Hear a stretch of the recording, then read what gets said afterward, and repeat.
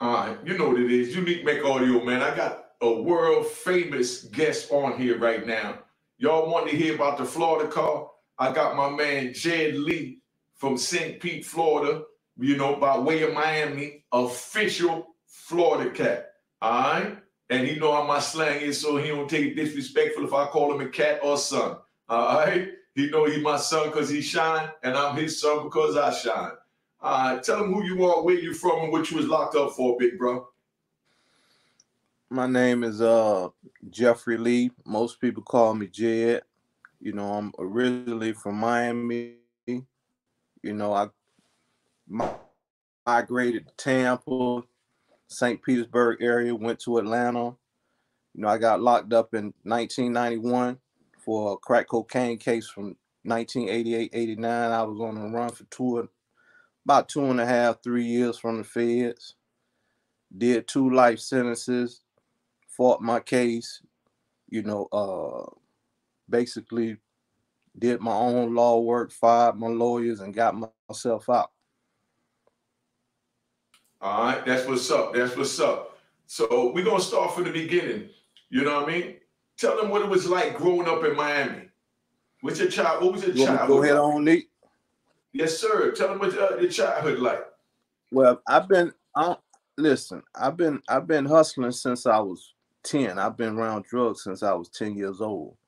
When I got 13, 14, 15, I was moving marijuana back and forth from Miami, California.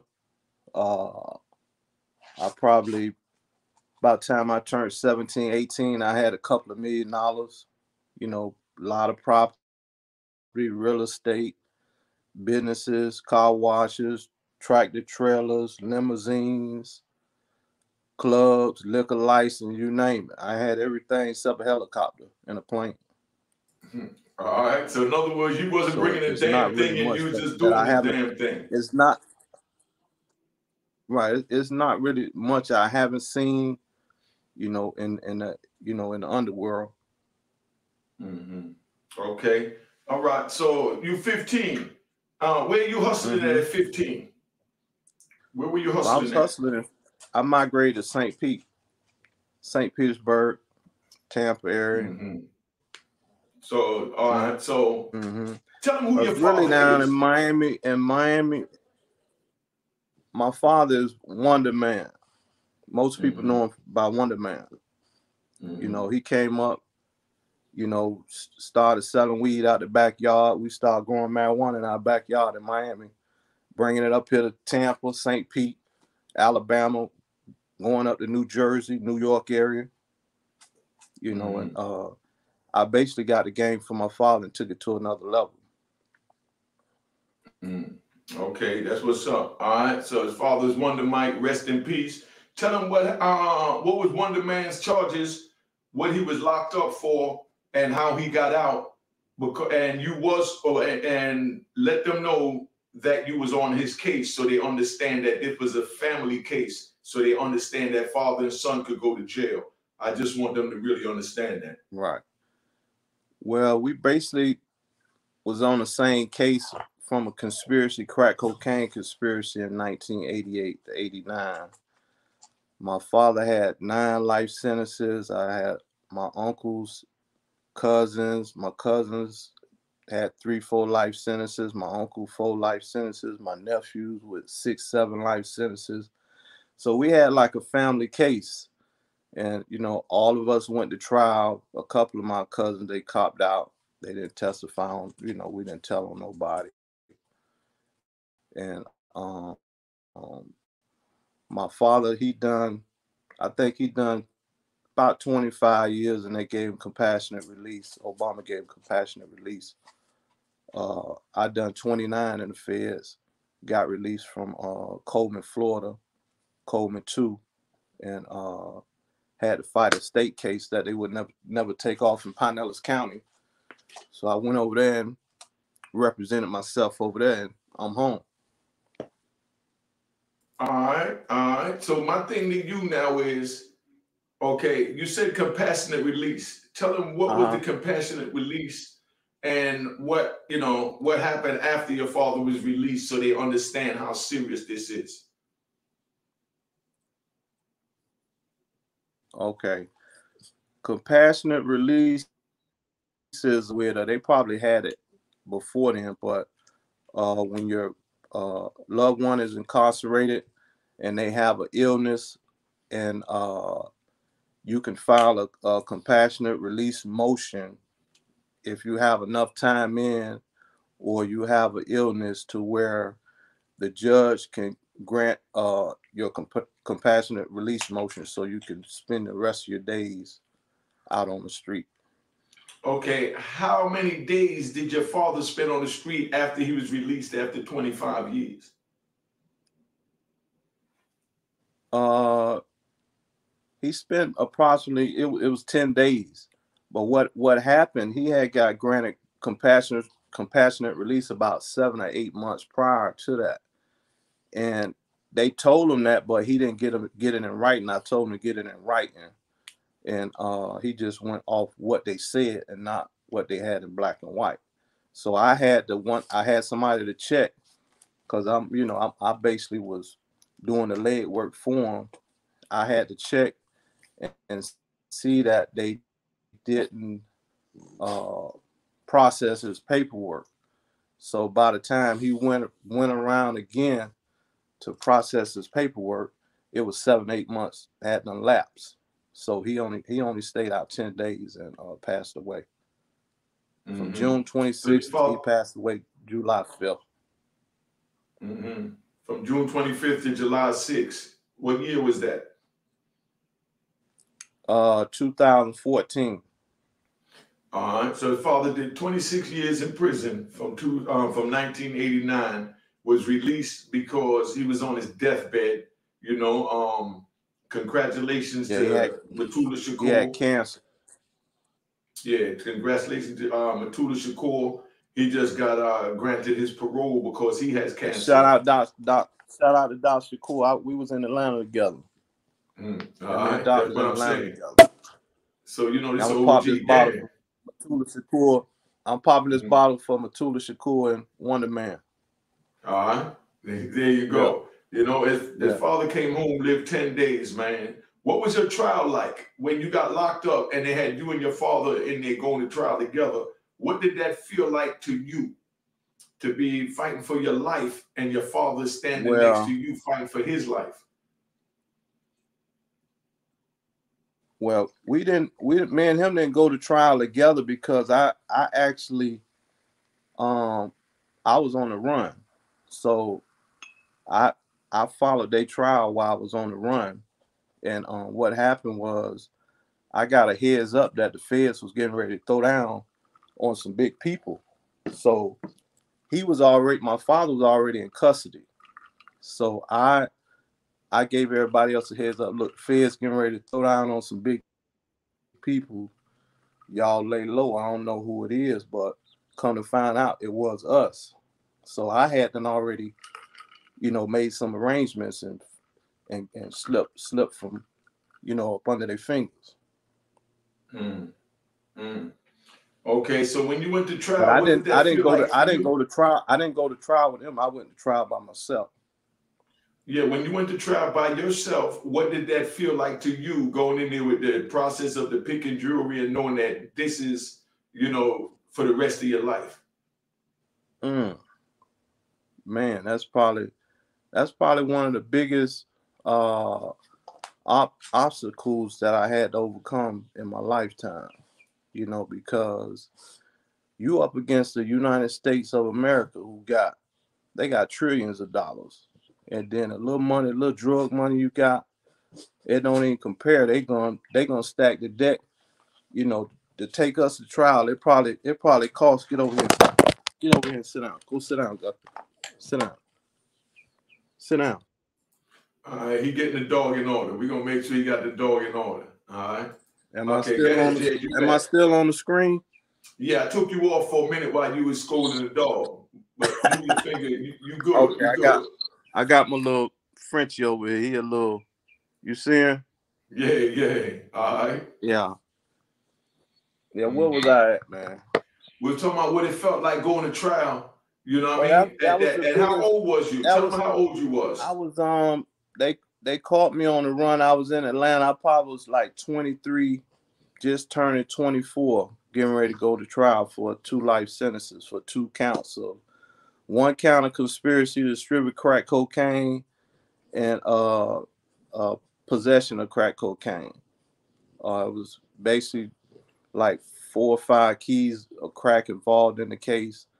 And when back then when they convict you or try you on crack, it's 100 times the amount than what powder would be. So they're gonna stack your time up. So with 5 keys of crack, if you get found guilty, then they're gonna charge you with 500 keys of crack.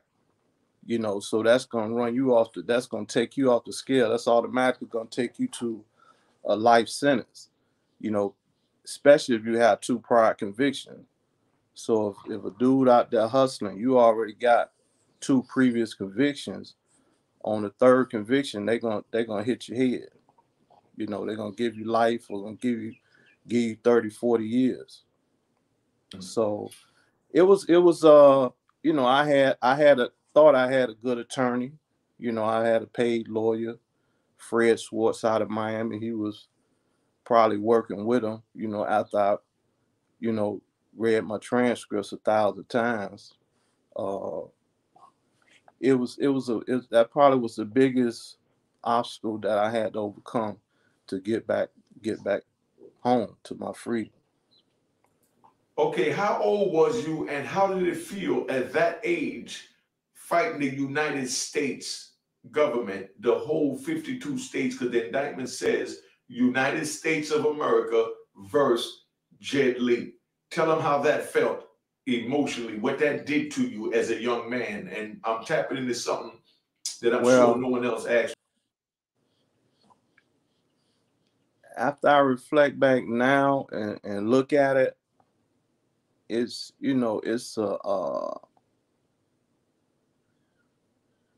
like a meat grinder that they put you in, to where you have the majority of black guys like me. I was going to trial, because I felt like, you had kingpins that was getting caught with tons and tons of cocaine that was flying it in, floating it in, however they was getting it in. They going to court. When I'm going to court, they getting 4 or 5 years, 6 years. Here it is. I got a couple of keys of crack and they trying to give me a life sentence. So I didn't understand the how the laws were fixed at the time to ensnare black men, young black men, incarcerate us for a long period of time, and then you got the people who bringing it over here. They getting a slap on the wrist, you know. And once I got to prison and got to studying the law and got to researching my case, to the very beginning of what, the hidden hands behind this legal system, I come to find out that this is another modern day slavery system. Mm, okay, that's deep. That's deep. Was you nervous at that time when it happened? Yeah, of course, because you got everything on the line. You're looking at, hey, if you lose, you're gonna be in prison for the rest of your life. If you win, you go home. They try to get me to cop out to 30 years. I couldn't. I had too much to lose to cop out to 30 years and waive my appeal rights and stuff like that. So I was going all the way. Mm-hmm. Yeah, I was Okay. going all the way.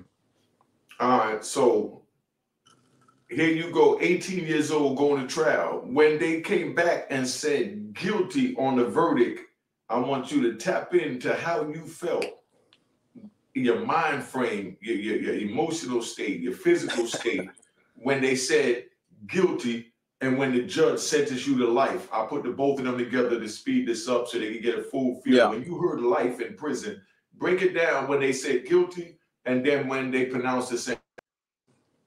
Well, that's probably that's like a elephant stepping on your chest. You know, if you can stand an elephant stepping on your chest, then that's what it felt like. If you can get a 2,000 pound elephant and get one of his feet and put it on your chest and let him step on it, that's what it felt like. You know, all of it take all of the wind out you.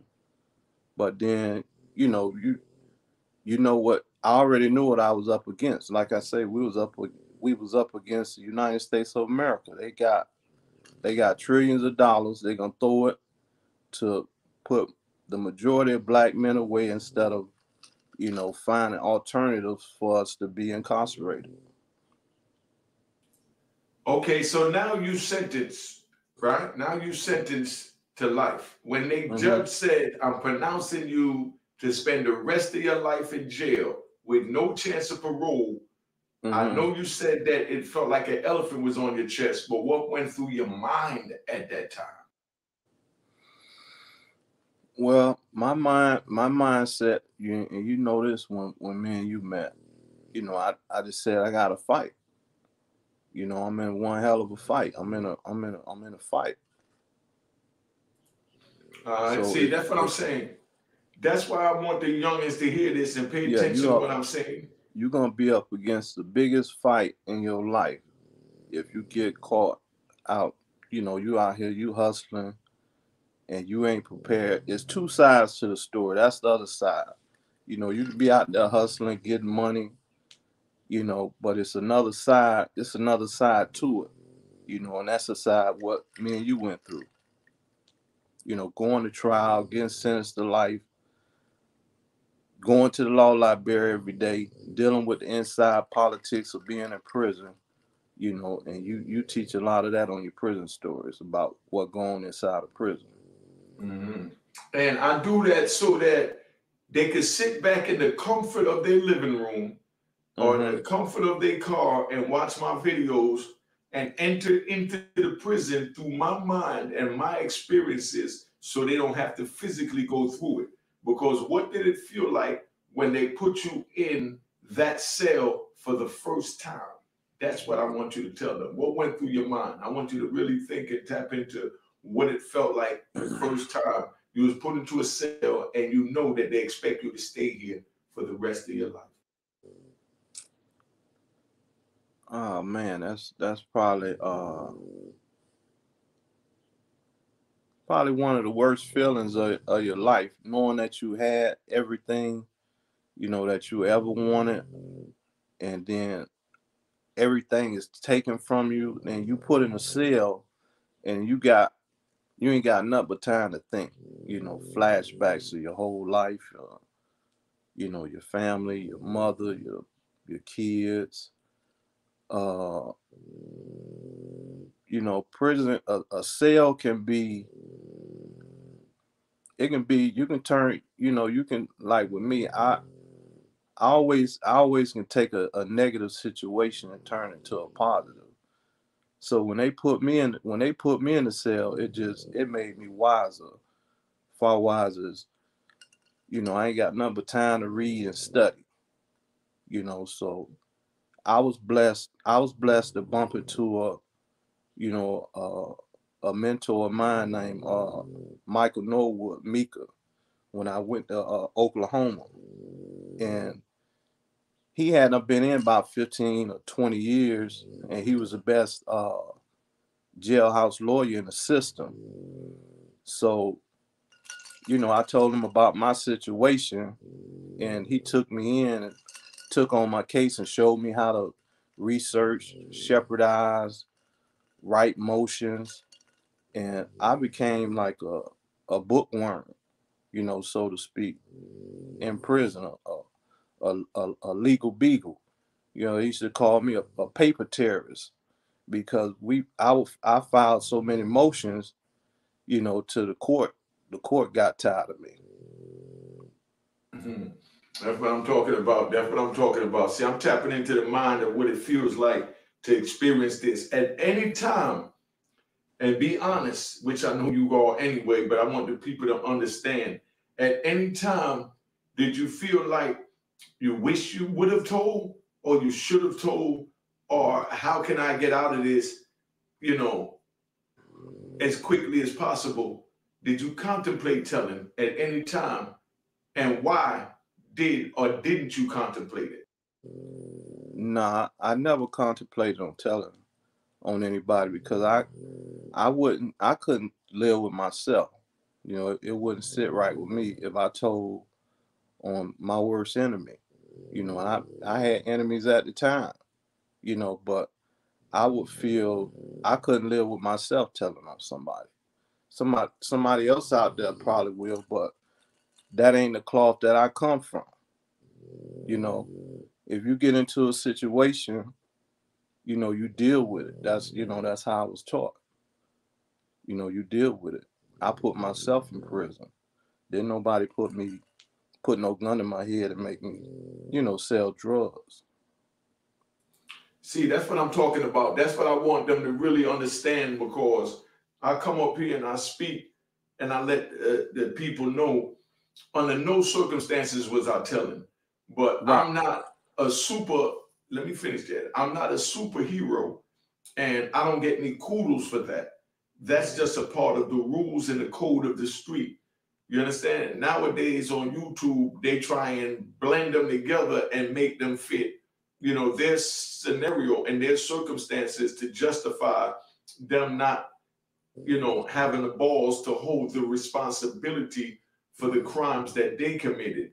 So I right. just wanted to be known that I have a man up here cut from the same cloth I'm cut from. What year was you born, Jay? 67. I was born in 1964. So you Yeah. grew up in the 70s and the late 70s and the 80s, right? Right. Right. Okay. And this is what was taught to us when we hit the streets, right? That we knew this. This was an unwritten law, and people told us verbally. You know what I mean? Right. When they ask you to do something, they let you know. If anything happens, don't say nothing. Go ahead, Jay. Right.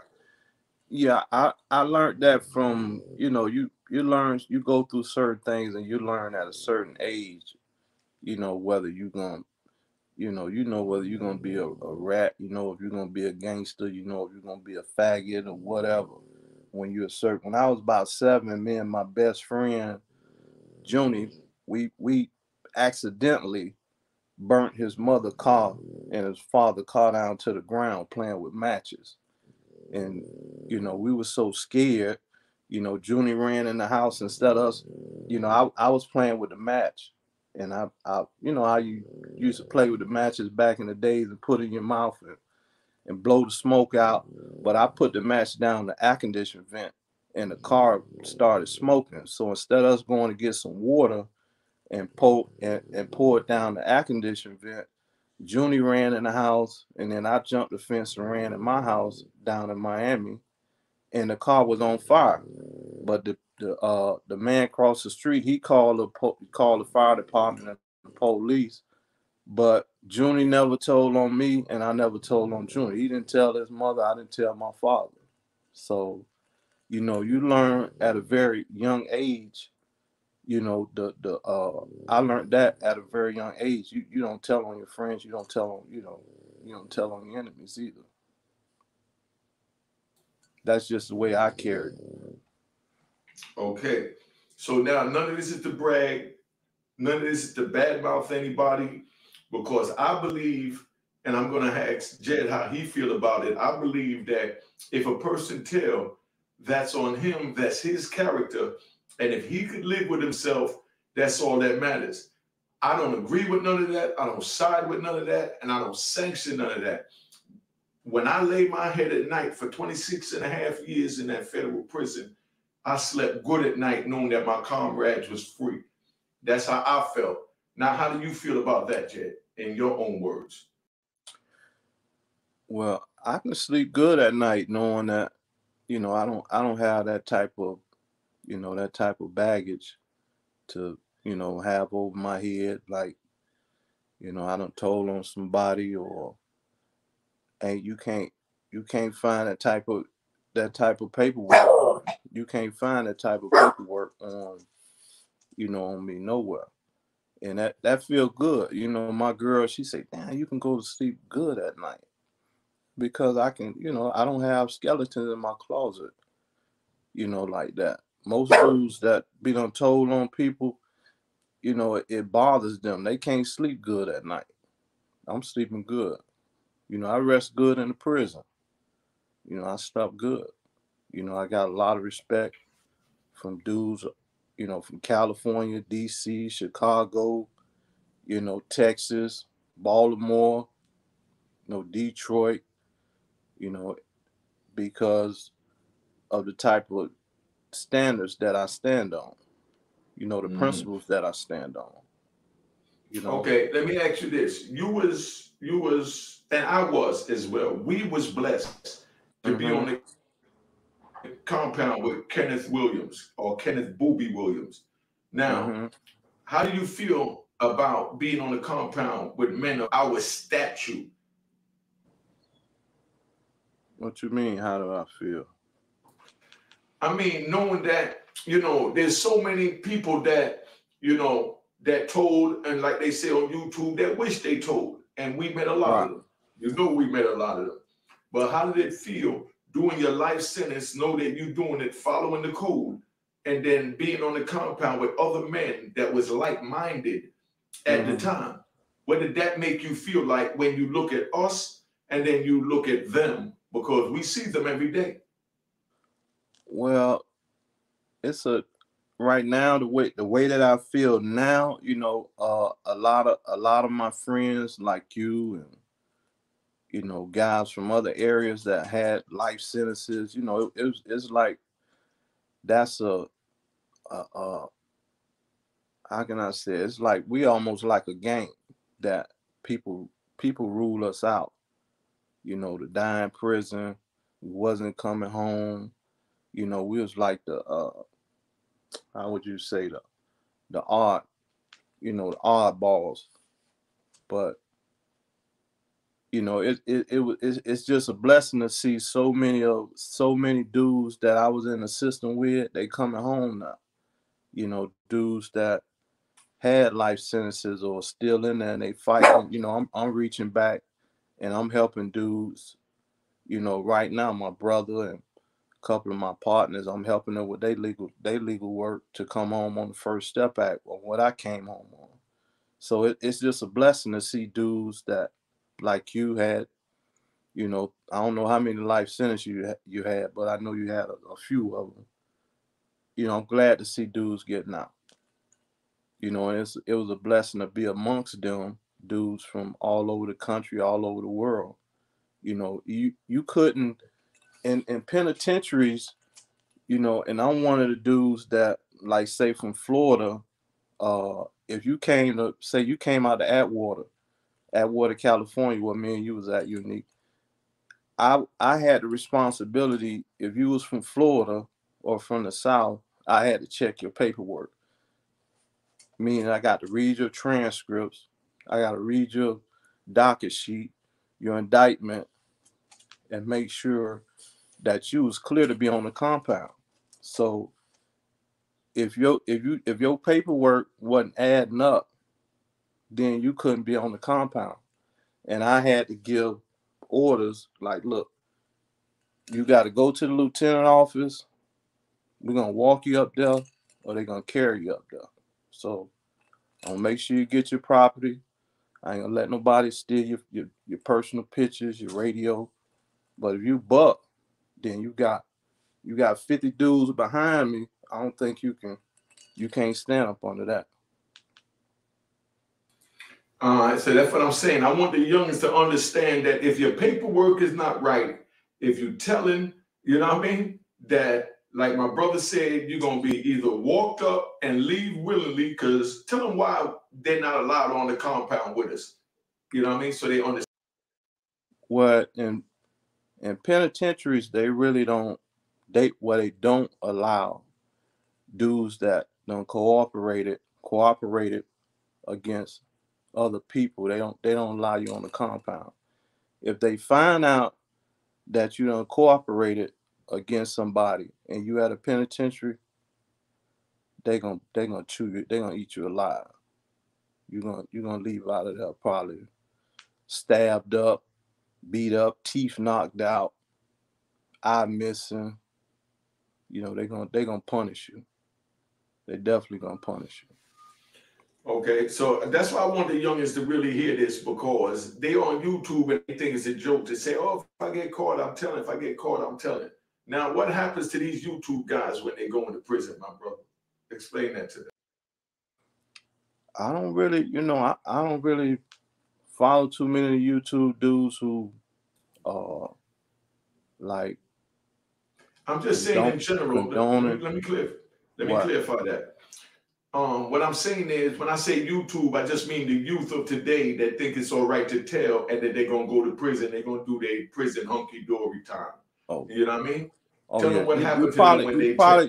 you're probably gonna end up doing your time in confinement till they find like a special needs institution where you can function. You won't be functioning around no solid men like me or Unique or Doc Shakur or Mr. Yahweh Ben Yahweh or dudes like Booby or Convertible Burt. You ain't gonna be around no thorough dudes. You're gonna be around a whole bunch of cowards. So birds of a feather flock together. So they separate you, the men, the cowards, to the faggots, to the chomos, the homosexuals, and they break it down like that. You're not gonna be able to function in a penitentiary, and you done told on somebody. All right, that's what I'm saying. I just want y'all to understand that, so you see. I just use YouTube as an analogy for them to Right. understand that, they think it's cool to say, "Oh," and they play the games now, Jay, as far as I'm a civilian, or he's a civilian, this and that. You know what I mean? Break that down about the civilian and, the convict, meaning the person selling drugs one day, and then when he get caught, now he wants to be a civilian. How is that going to play out? Well, you have dudes, they want to play both sides of the fence, and that's understandable because that's the breed of dudes that's out here right now. I call them these some fake Instagram and YouTube gangsters and stuff like that. But when the time, if the time comes and you get in a situation and you tell on somebody, you're gonna have to deal with that. Whether it's with your maker or the roads you're gonna travel in prison. Okay, now give an example of somebody that you see that came in that infiltrated the men to believe that they was a man of honor, and then they found out that they was hot. We're gonna give an institution a hot in a minute, but they was hot. Hot means tickled, you know. Mm. Well, it's a couple of dudes that done slipped through the cracks, but word of mouth in prison. We get the news in prison faster than people get it on the street. So a lot of times a dude might slip through the cracks of being on a compound and his paperwork ain't right. And I don't seen dudes get, punished. You don't stand a chance because word travel like now they got core links, on the computer, so that sending out text messages and email. So you can be tracked anywhere. You can get on bop.gov and find out what any person is at in the federal system, and other means you can find out, where people are at. So you're not gonna, you might get away for a minute, but your name, dudes going there, they change their names. Your name be one thing on the street, and you get in prison, you change your name to something else, but it's gonna run you down, and you're gonna get punished. All right, so that's how that play out. But now what I want to get into so they really understand. That's why I'm walking through, because we got a man of honor that deals with the code so that the youth understand that that it's no joke in there, man. That's why I tell them, don't get involved in crime. It's not worth it. You know, don't do it. Tell us one of the stories of somebody that you seen got punished once the institution found out that there was a rat that was amongst us as men. Not when they first get off the bus, because that's where you give them a chance to 30 days. When they first get off the bus, you got a chance of 30 days to turn yourself in and go to the lieutenant office and say, look, I don't want to be on the compound. But a dude that fooled you or fooled us to believe that he didn't tell and he was cut from our cloth, and then all of a sudden somebody sends a kite that says that John Blow is hot. Explain one of the scenarios you've seen and think about that. And I'm going to talk for a second for you to ponder it, of somebody that got stabbed up. Man. They don't have to be from your car, just from any car, and just let them know where they was from and how that car handled it. Well, normally, you know, that those type of situations, how can I put it, Nick? And it's hard for me to pull up one of those instant like that, because I done seen a lot of violence, but I can't really recall, like, and I know it done happened, but I done seen so much violence in prison to where I know it done happen, but I can't see. My mind is not like your mind. You can remember every goddamn thing. I can't go back to that. I done seen a lot of dudes, you know, get hurt, get killed in prison, you know, but I know it's instances where dudes got ran up, you know, for, you know, their paperwork wasn't right, or they don't find out that they was, you know, they was hot. But I can't point no instance of that right now, because my mind right now, I don't kind of like, you know, just like when I went in prison, I blocked out my past. So like right now, a lot of stuff that happened in prison, I don't kind of like blocked it out, because I'm doing a lot of different things in the streets, you know, far as with my businesses and stuff like that. I can't, you got a mind where you can remember everything. You hear me? So that's why I told you, this YouTube platform, you can out talk me. You the best, you the greatest that ever did. All right. Now, and you had to cash out me to get me on here. You know, you already know. You know what I mean? But you know, just so they know, my man just joking when he said cash out. You know I don't do a whole lot of talking. Yeah, but I want them to understand that you just joking when you say that, because they'll listen to it and run and say, "Oh, he paid him to get on the channel," so they understand. Yeah, that's what they do, my nigga. You know what I mean? But you know, he just used as a metaphor. So please explain that. You know? I'm just kicking it. You know, I'm just kicking it. No, because they look for things to run with on YouTube, because a lot of people watching YouTube don't have any content, no disrespect to anybody. Right. You know what I mean? Right, but you got a whole lot to talk about. You know, that's all I'm saying. I don't really have a whole lot to talk about. Me and you, we kind of like, I'm like, that's why we hung together, because I'm quiet and you talk, so I can just listen. Yeah, because like when we was in Atwater, and I told him I was going to tell him about the hitting in the head joint in Atwater. So I'm going to tell him about it with you here. What? You know, when I got hit in the head with the lock. Remember what dude hit me in the head with the lock? Yeah. All right, so I'm going to talk about that one right now, so that, you know, and then I'm going to splice this and I'm going to put this in one. This is where I got hit in the head with the lock, and it's the role that my man played. Now, I'm getting my dreads cut because, you know, my mother was telling me that she didn't want to see me with the dreadlocks, because it put her back in a frame of mind when I was younger. And when, you know, I was running with the Rasta community, and, you know, Rastas is, you know, ostracized like a Muslim is today.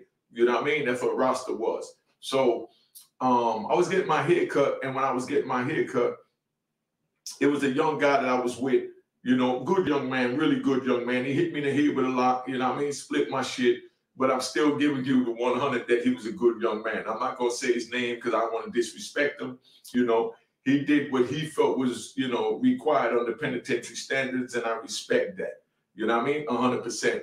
But I'm getting my hair cut, and, you know, he was teaching me about the Facebook. I didn't know nothing about the Facebook. Young man, he wasn't locked up that long, so he teaching me about the Facebook, this and that. But he's real influential. You know, he's being motivated by, you know, the elders that's there. And a lot of the elders didn't like me because you see I'm old cocky ass nigga. You know what I mean? But now I'm getting my hair cut, and he's snapping on, you know, while they cutting, you know, they cutting your dreads, you got patches in your head and all that. And he's trying to make the patches bald spots, things like that. And as he's talking, I'm kind of getting in my body right now, which a grown man ain't supposed to get in their body. But I checked him. I said, yo, come on, dog, watch your mouth. I mean, you know, you think that's funny? It wouldn't be funny if I was sitting here telling some old stupid shit like I put my dick on your lips or something. You understand? And that was the violation on my part that warranted me getting hit in the head with the lock. You understand what I'm saying? Now, we're not on a homosexual time, but just even saying that, you know, a man's genitals in the prison associated with another man is what warrants whatever comes after that. But I was in my body, so I wasn't thinking. So I made that statement. And, you know, of course, a couple of other brothers heard it. They went back and they told him, you know what I mean? Oh, man, he done invited you to his private parts. He's like, nah, Unique ain't do that. He ain't on that type of time because he's a good kid. You know what I mean? This, you know, it's a kid talking. He's a good kid. So when he said, nah, when a dude do that, you got to do this, got to do that. So now they pushing the penitentiary rules on him. So they put a battery in his back. And I go to the yard and I pull up on my man, Jed, and I take Jed for a walk around the track. I don't even remember if he remembered, but I'm going to pull him up right now so he could tell us if he remembered it to add to this story. But I pull him up in the track and I tell him what happened in the unit. And, you know, with me and the dude. And it's a good dude that I was good friends with. You know what I mean? Straight man. You know what I mean? I don't take nothing from him. Dude that hit me in the head, he 100% man. You know what I mean? And he on man time. But I tell Jed about it and we walking around the track. You know what I mean? I don't even remember what happened. So I'm going to see if Jed even remembered. You know what I mean? Where you at, Jed? I'll make sure he comes sit back down. But anyway, let me move forward until Jed sit back down because I can see that he's not sitting down. You know? So when that happened, I come see Jed in the yard. Jed sitting back. Jed, do you remember what happened when I came to talk to the yard about that situation? Anything about it? Nope. Yeah. You know? But I remember when you got hit upside the head with that lock and sock, though. Yeah. You know what I mean? That's how, man, we could have been, like I said, I was wrong for even, you know, using the word genitals with another man. So I got what I deserve, and that's what it is. But I just want you youngins to understand that that's how strict it is in the penitentiary. The brother Jed said he don't remember, so I'm going to finish telling the story. I go out there and I talk to Jed and I tell him what happened. I'm telling him I'm ready to go put the knife in the dude. And dude said, hold up, that's his big homie right there. So Jed pulled up on his big homie. Me and Jed talking to his big homie. We tell him what happened. And his big homie gave us his big homie was in another unit. His big homie gave us his word that he was going to take care of it, and that was going to be the end of it because I told him I'm ready to put the knife in him. So now when he did that, his big homie went and talked to him, whatever, and that was supposed to be the end of it. So in prison, you take a man at his word. So his big homie gave his word. When his big homie gave his word that it was over, I go back in the unit. And while I'm sitting down watching TV that night, the other dudes that was in my unit that didn't like me because I was too fly, too cocky, drinking White Lightning, smoking weed. I'm getting visits all the way in California. I'm on the phone all day. I'm buying 2, 3 different people pack number to use other phones so I can get more than 300 minutes. So, of course, dudes is hating. So when that's going on, I'm sitting down watching a movie, and I remember because I was slipping again. You know what I mean? Now, I made sure I'm sitting down, and normally I sit with my back against the wall, but I'm sitting out in an open area because it was a new movie that just came. So I'm sitting down watching the TV, and I'm tired as hell because I'm up all night watching TV anyway and legal work and write my book of Raw in Harlem, cop the book of Raw in Harlem, hit the like button. So when that happened, I start dozing off a little bit. And while I'm dozing off, all I heard was an echo in my head. Boom. And I'm like, oh, shit, I'm thinking somebody fighting. You know what I mean? So I turn around to look, and I see a dude backing up with a lock in the sock. But I heard an echo in my head. I'm thinking someone is fighting and somebody got hit. because it rung in my head. I didn't even realize I got hit. You know what I mean? I didn't even know it was me. I'm thinking this is something I'm hearing out in the room. You know what I mean? Right. So I jump up and I'm a little dizzy.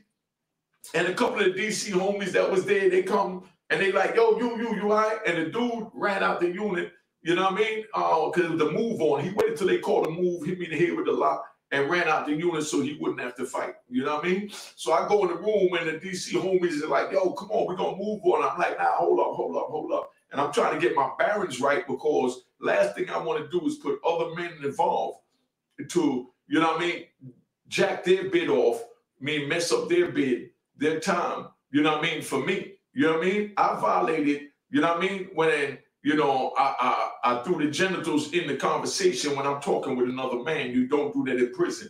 So therefore, I already know that I have to, you know what I mean, be chastised the same way I would chastise the next man for that. So I'm in the room and, you know, my homie's ready to go move on him and all that. And it was like crazy because, you know, I come out the room and my joint bleeding, but, you know, he did it on the move and somebody must have told the police. I don't know what happened and shit. Maybe they saw my blood on the ground and he bust me in the head, in the face with the lock. So the police locked the unit down, called them. So now they do a cell to cell. They find me in the cell with my shit busted up. So they lock me up. So when I get locked up, everybody wanted to move on the dude. You understand? But I know the dude was following penitentiary code and I got to get my hands on him. If I want revenge, I don't want another man to go jack their bit off to go get their hands on them to go get revenge for me. You understand what I'm saying? So they locked me up and I'm in the hole, but homies is mad at his big homie because his big homie said it was over and that's what rocked me to sleep. Again, that's my fault. You understand? But in the prison, you take a man at his word. So his big homie was the one that deserved to be punished because he put the stamp on it that he had his little homie in control. You know what I mean? So now the homies want to move on his big homie. So his big homie get whiff of what's going on, that everybody that, you know, messed with me, get ready to move on him. So his big homie went and checked in the hole so they couldn't get to him. But, you know, I wound up getting transferred. That's how I got hit in the head with the lock. Y'all want to hit in the head with the lock story. You know, that's what happened with that. But just letting you know, man, it's prison. Ain't nobody immune from it. You know what I mean? Right or wrong, Jed? Yeah, you're right, man. You know? Right. So, but I've seen so many incidents. Huh? No, go ahead. You see so many incidents finished. No, I was gonna say I've seen so many instances of violence, man. I can't keep up. I couldn't keep up with it, Nick. You know how it is in the pen. Yeah, you already know. Man, the police. But you already know. But as a man, you know when you violate that, you're gonna get chastised or you gotta move on the person ahead of time. But I took his big homie's word that it was dead, and I liked the little homie. I still like the little homie, and he hit me in the head. You know what I mean? So if he watching this, I'm letting him know that, man, right, that wasn't about nothing. That's prison. You know what I mean? I violated. I got chastised. You know what I mean? As I should. The same way if he violated, I would have chastised him. You know what I mean? But when you're a man, you know the rules and you know the codes to the game, and you know when you violate, you're not immune either. Right or wrong, Big J? Right. Yeah, you're right. You're right. And a lot of times, your mouth can get you, you know, write you a check that your ass can't cash. You know what I'm saying? There you go. Because basically, like, I had one incident, and you know, when I was in Colorado, and it was a Crip dude, and you know, we was in a South TV room, and I called him a crab because we, you know, just have a little crab game, stamp here, stamp there, little dice game. So we all used to call each other a crab. A crab in the South means something different out west with the Crips. You know, that's like disrespect to the Crips. So the dude thought I was disrespecting him by calling him a crab. But, you know, down south, that just means you a poor ass nigga. You know what I'm saying? But to them, it's like a very disrespectful word to the Crips. So the dude, he wanted to try to bring me a move. And he went to his room, got his knife, and tried to stab me. And I ended up taking the knife from him. A couple of homies from uh, down south, they took the knife out of his hand, and we fought afterwards, and both of us went to the hole. We sell it back down the hole, and they let both of us back out. But I said that to say, words mean different things in different geographics. And that's what they have to learn, that they put us in the feds where we got dudes from Chicago, Tennessee, California, Milwaukee, you know what I mean? So everybody have a different, standard of a disrespect. And their Right, standard of Crab was the ultimate disrespect to a Crip. But he didn't know that. right, You know what I mean? right. But I knew that inviting a man to your genitals by saying, it wouldn't be funny if, you had a penis on your lips, was a violation. But I wanted to hurt him and make him feel like how I was feeling by him snapping on me. But he was young, so he didn't realize that that wasn't the time to do that. And it escalated into that, and I got busted my shit. You know what I mean? Mm. So we're gonna move past that and get back to Jed. Now, when you was in, let's pick a joint, Leavenworth. Give me one of the Now, stories you saw in Leavenworth. I wasn't in Leavenworth. I was in Lewisburg. But Okay, where the spot you was at? Name the I can spot give you was at. I started off in Terre Haute, Indiana. Then I got transferred to Lewisburg, disciplinary to Lewisburg for threatening the staff. And from Lewisburg, I went to Atlanta on a regular transfer. At Atlanta, I left there on the disciplinary and went to Colorado. And from Colorado, I got a disciplinary out to California. And I stayed clear conduct out in California, and made it to Coleman, made it close to home. All right, But so what I give was an gonna say, incident. what I was Yeah, gonna there say you go. about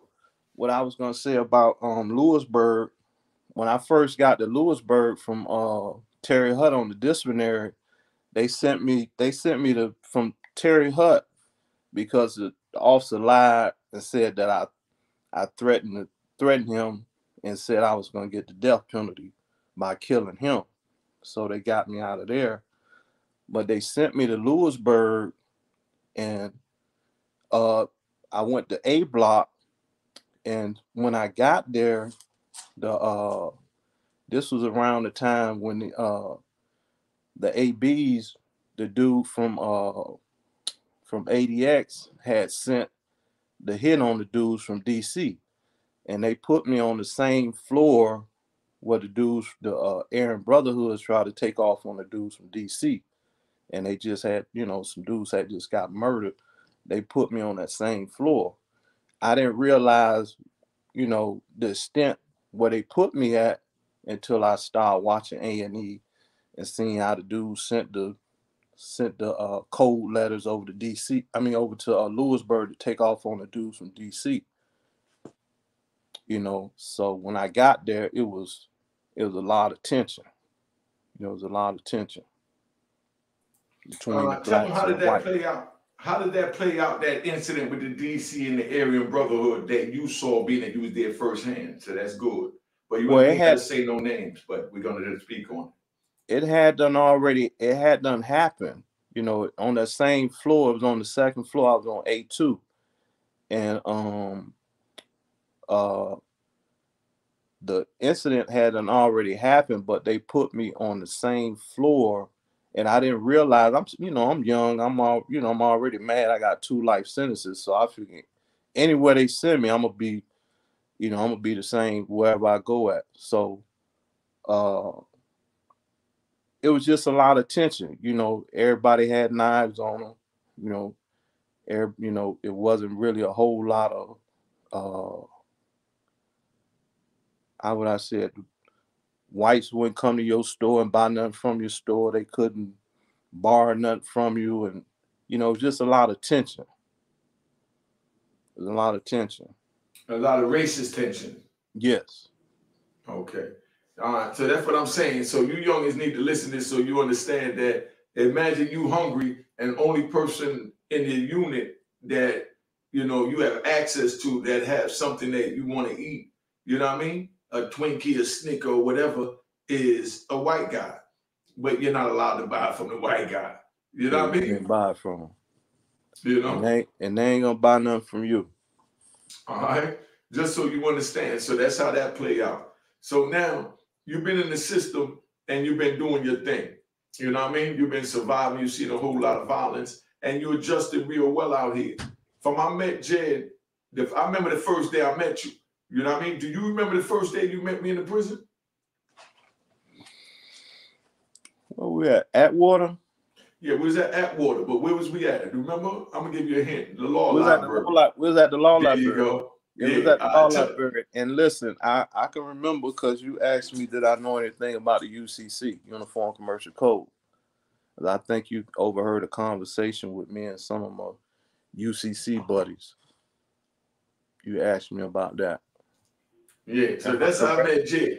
Oh Yes, yeah, and yes, it is. you the one who gave me the mutual fund information to where I was able to track my case number where it was trading at Fidelity Investment. You gave me the website to go on, and my girl downloaded the information that that showed my case number on Fidelity Investment, what my case number was trading for, the QSIP number, the fund number, and all of that. So that's what birthed me to start my website that I had at the time while I was in, called prisonsforprofit.com, because I know that all prisoners' case numbers was being traded on the market, with Okay. Fidelity Investment and other investment companies. Okay, explain that to them about how our numbers, once we're incarcerated, become a part of the stock make market and it's a valuable situation. Break that down to them about the UCC and how they put our numbers on the stock market. Okay. Uh, well, when you're in the courtroom and you get found guilty, your judgment, when they find you guilty, your judgment has a monetary amount. You might have a life sentence with a $8 million fine. So that $8 million fine is a commercial. It's that $8 million is like uh, a penal sum. It's a monetary amount where banks, insurance companies, and corporations, they'll buy that judgment and they'll take that judgment and bundle it up in mortgage-backed securities and they trade it on the market. So your case number, you might be worth $8 million to them, and they'll take that mortgage-backed security and they'll monetize it on the market, and you become, like it's like you're in debt to either pay the debt off, pay the $8 million out off through a commercial means, or you got to do the life sentence. Versus a guy might have 5 years, he might have a 5 year sentence. His judgment might only have, $12,000. He might have a $12,000 judgment. So the more time that you have, the more that you are worth to like corporations, banks, insurance companies, and stuff like that. So I was able. Unique gave me the website to go to on Fidelity Investment, and my girl punched in my case number, and then all the mutual fund information that was associated with my case popped up, and she printed it out, and I was able to try to settle my case, which they took me around the block about that. All right. So that's just to let you know, youngins, that you're a valuable part of the stock market and you become a part of the stock on the stock market just by getting convicted. Right or Yes, wrong, Jay? yeah, that's right. I got it in black and white with my case, so that convinced me 100%. You know, when you Okay, can see it. Hmm? didn't you win some money or gain some money from doing the UCC? Explain that. No, I didn't gain any money, but I've learned how to discharge certain debts, you know, dealing with the Uniform Commercial Code. Because I remember when the police locked you up, and this is a good one. Hmm. I remember when the Hmm. police locked you up. I think his name was. I'm even gonna say his name. Nah, I ain't gonna say his name. Ooh, But Merchant remember, it was the blonde. and Nah, Coleman the blonde haired one. Yeah, in Coleman. and Coleman. Yeah, Yeah, Merchant. I thought that was Yeah, Kelly. yeah, Merchant. Nah, That's not. Merchant.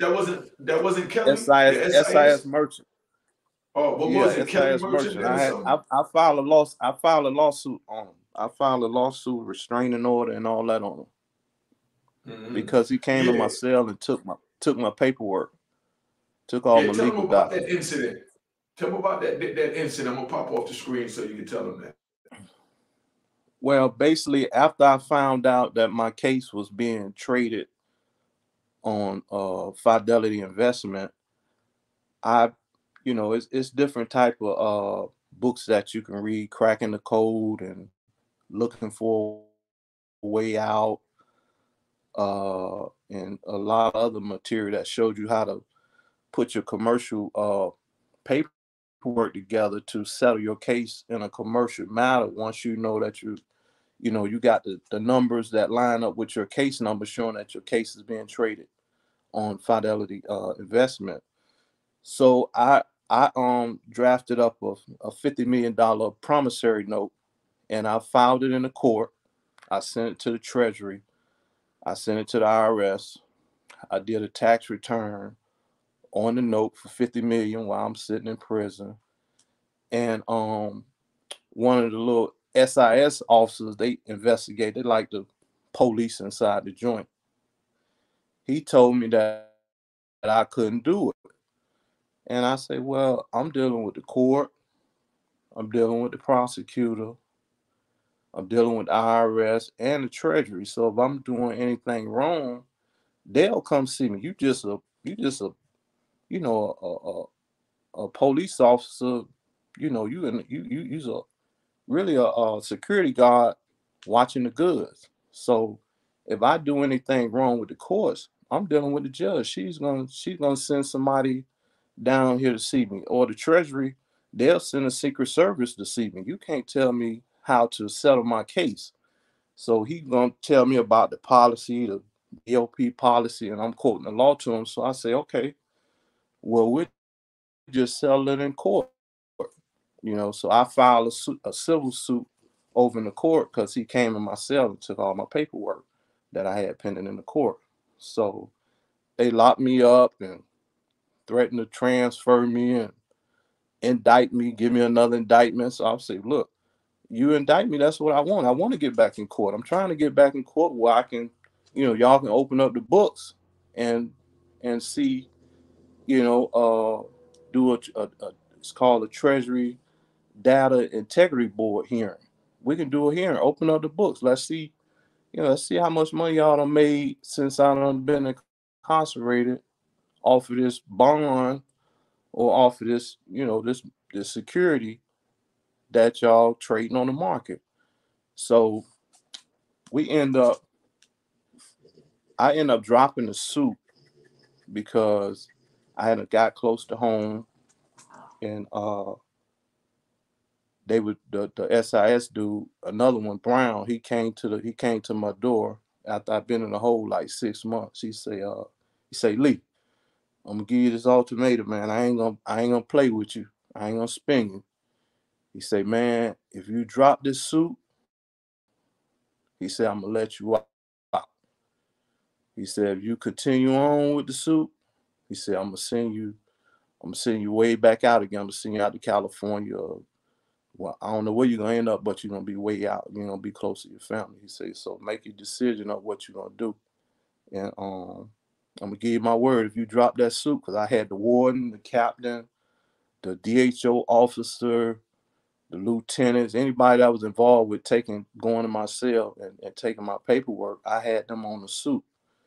And so they knew I had the marshals come serve them, you know. So that's like some big shit. The marshals come serve the ward and the captains, and they're like, who is this? Who was this little young, you know, black dude think he can file a suit on us?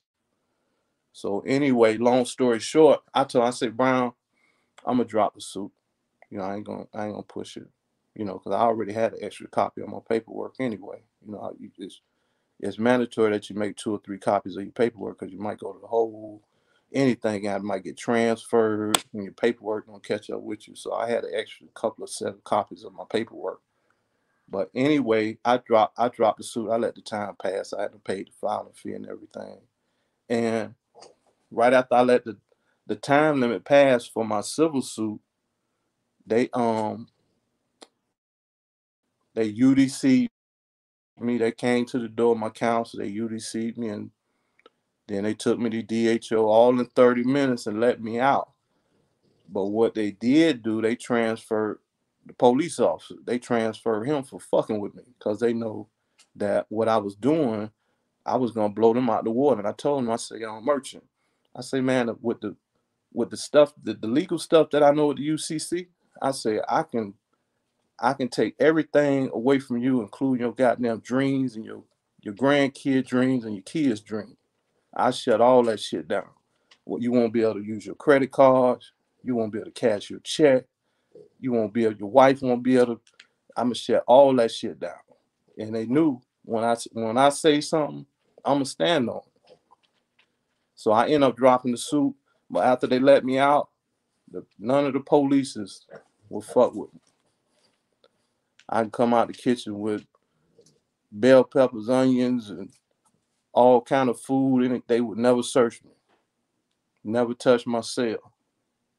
The warden told them to leave me alone. All right, that's what I'm talking about. That's how gangsters move, man. My man on the inside letting them know he ain't falling for anything. He ain't with nothing. And he know how to use the system against them, the same system they used against us. Now, I'm going to tap out for right now, Jed, because I got enough on here that I could break down in a couple of different parts, you know? It's recording even though you can't hear it. So I'm going to tap out right here and, you know, let it be known that, you know, this is Brother Jed Lee, the son of Wonderman from St. Pete, Florida. So you know that there's gangsters all over the world, man. All right? This one just came out of St. Pete. You know what I mean? So you can hear you, Jed. Go ahead and say something so you can tap out. Tell them who you are, where they can find you, and what you got going on, your website, your Instagram, and everything else. All right? He's saying he can't hear me. Don't ask me why. So I'm going to tap out for him. Know that was Jed Lee. I will be bringing him back. Y'all want him back. You know what to do. Put it in the comments. Keep it going. You know what I mean? All right? All right?